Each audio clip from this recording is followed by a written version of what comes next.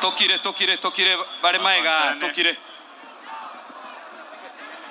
Kwa familia ya Mama Teresa, jamaa, marafiki na wote wa Kitutu Chache South, tumeleta pole zetu kama mjumbe wa Kitutu Masaba na jirani wenu mkubwa.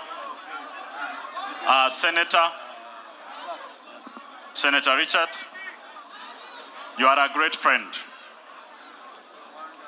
We've learned a lot from you. Na tulikuja kugundua kwamba yale ambayo tulikuwa tunajifunza kwako, ulijifunza kutoka kwa mama. Kwa mikutano yetu mingi umekuwa ukituletea ujumbe wa mama. We will miss those messages. We will miss those messages. And they were genuine.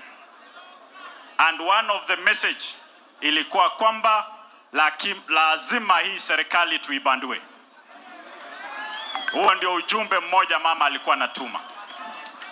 Lakini hatuwezi bandua hii serikali kama Daktari Fixit, Man Stivo, Chief Justice Orengo, Governor na Edwin Sifuna hamtatembea pamoja. Lazima tupange kuibandua hii serikali. Jana wamepandisha bei ya mafuta.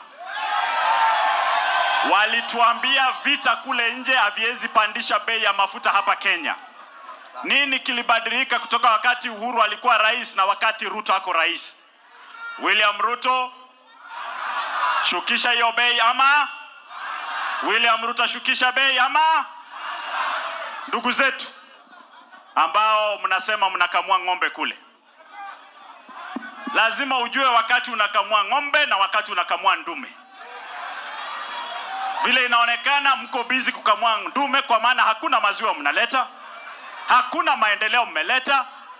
Sasa mmaliza kuweka majiwe ya msingi hapa Kenya, mmesema mnaenda kuweka majiwe ya msingi taifa jirani ya Tanzania.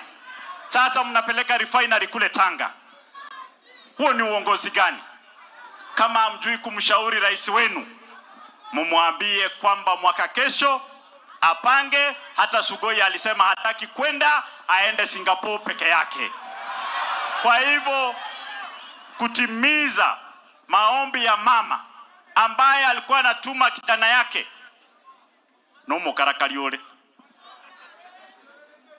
twarorira rero, lakini tunakuheshimu.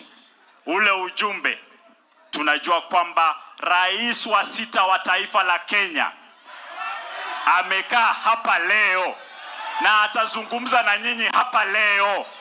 Sisi wote tutasimama pamoja kwa ujumbe mmoja kwamba William 2027 tafadhali enda nyumbani, mambo ni one.